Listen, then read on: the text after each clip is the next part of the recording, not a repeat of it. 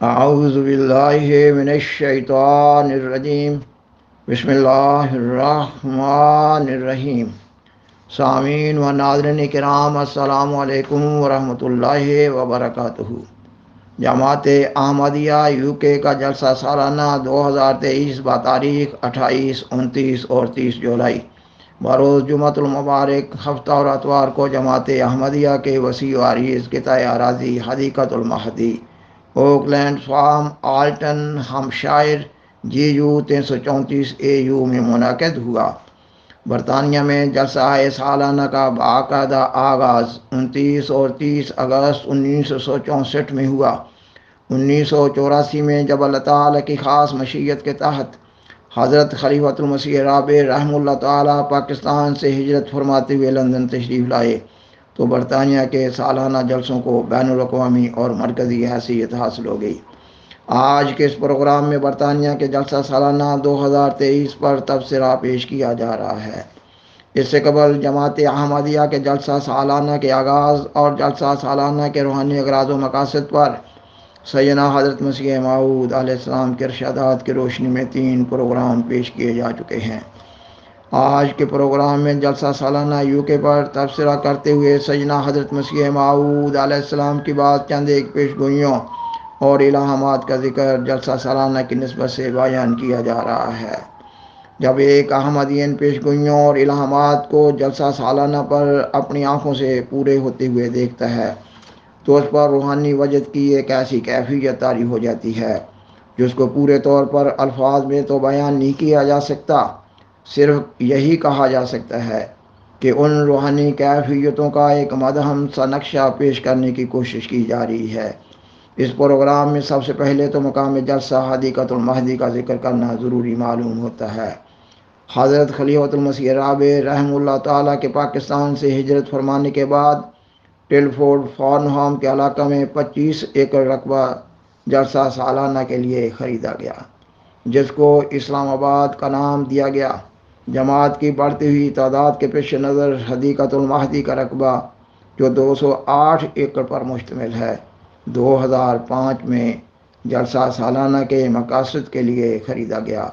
حدیقۃ المہدی کے احاطہ میں داخل ہونے کے ساتھ ہی دل اللہ تعالیٰ کی حمد و ثنا سے بھر جاتا ہے۔ یہ قطع اراضی سیدنا حضرت مسیح موعود علیہ السلام کی صداقت کا ایک بیان ثبوت ہے۔ سامعین و ناظرین کرام، سیدنا حضرت مسیح موعود علیہ السلام کے دعوی امام مہدی و مسیح موعود کے اعلان کے ساتھ ہی صداقت کی مخالف طاقتوں نے بڑی تعلی سے یہ اعلان کیا کہ وہ اس آواز کو قادیان کی چھوٹی سی بستی سے باہر نہیں نکلنے دیں گے۔ کیا یہ اس امام مہدی و مسیح موعود کی صداقت کا بیان ثبوت نہیں ہے کہ ان کا جاری کردہ جلسہ سالانہ دیار غیر میں 208 ایکڑ کے رقبہ پر ہو رہا ہوتا ہے؟ اس قطع اراضی میں جلسہ گاہ کے مختلف شعبہ جات کو آپس میں ملانے کے لیے 9-10 میل کے ٹریک ہیں۔ اس قطع اراضی پر مختلف شعبہ جات کے عارضی دفاتر قائم کیے جاتے ہیں۔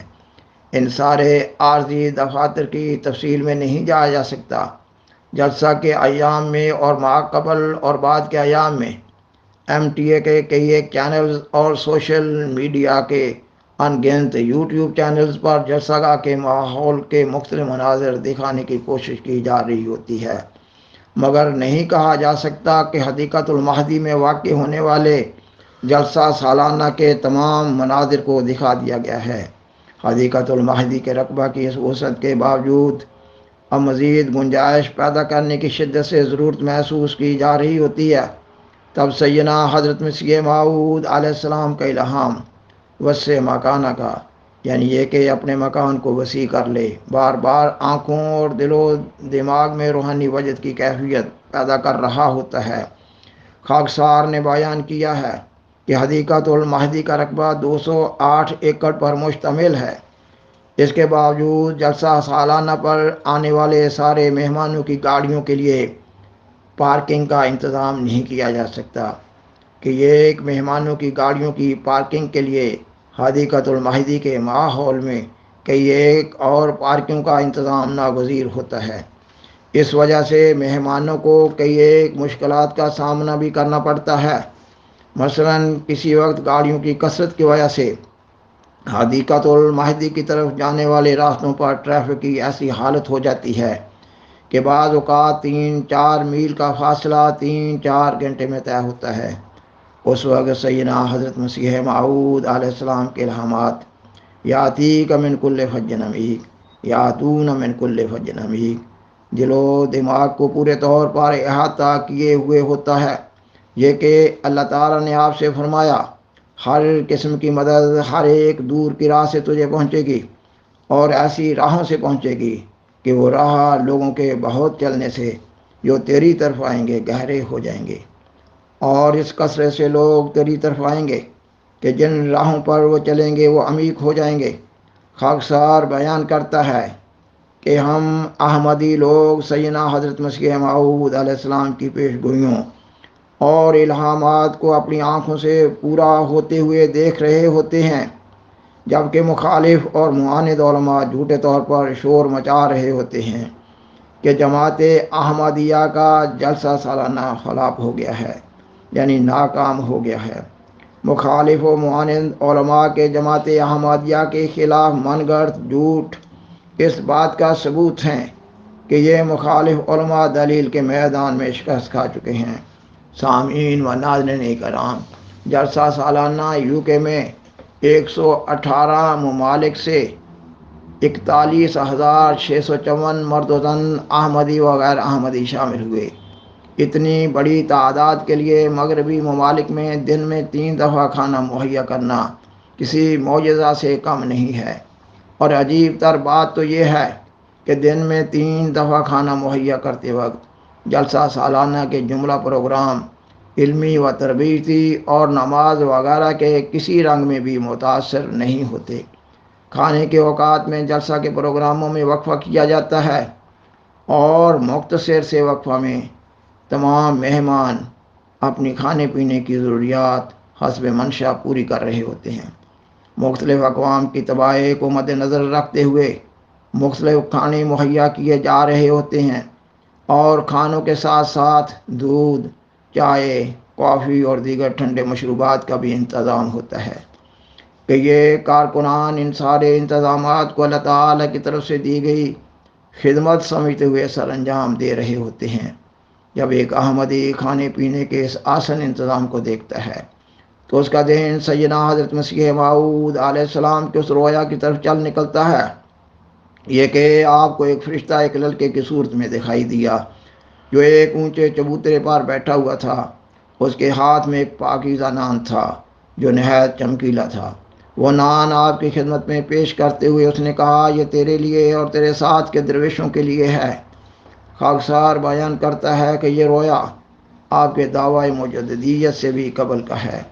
اور اس وقت آپ گوشہ نشینی اور خلوت کی زندگی بسر کر رہے تھے۔ آپ سارا دن مسجد میں تلاوت قرآن مجید کرتے اور قرآن مجید پر گہرا غور و فکر کیا کرتے تھے۔ آپ بہت رات گئے مسجد سے اپنے گھر واپس لوٹے تھے، اور جب آپ کی والدہ محترمہ وفات پا گئیں تو پھر آپ کے بڑے بھائی کی بیگم صاحبہ آپ کے کھانے پینے کا بڑی احتیاط کے ساتھ خیال نہ رکھ سکتی تھی۔ بعض اوقات جب آپ بہت رات گئے گھر واپس آتے تو آپ گھر کے افراد کے بچے کھچے ٹکڑوں پر گزارا کر لیتے تھے، اور کبھی ٹکڑے بھی نہ ہوتے تھے تو آپ بھوکے ہی سو جاتے تھے۔ اس کی بڑی وجہ تو یہی تھی کہ آپ کو دنیاوی زندگی کی نسبت اللہ تعالیٰ کی خصوصی عبادات اور مجاہدات کی طرف توجہ تھی۔ آپ کے والد محترم رئیس قادیان تھے، آپ اپنا الگ سے بھی انتظام کر سکتے تھے، مگر آپ اپنی درویشانہ زندگی پر راضی تھے، اور جب اللہ تعالیٰ نے آپ کو امام مہدی و مسیح موعود کے منصب جلیلہ پر فائز فرمایا تو آپ کی طرف رجوع خلائق ہونے لگا، تو پھر اس وقت سے اللہ تعالیٰ آپ کی اور آپ کے مہمانوں کی ضرورتوں کو بھی پورا کرتا چلا آ رہا ہے۔ سامعین و ناظرین کرام،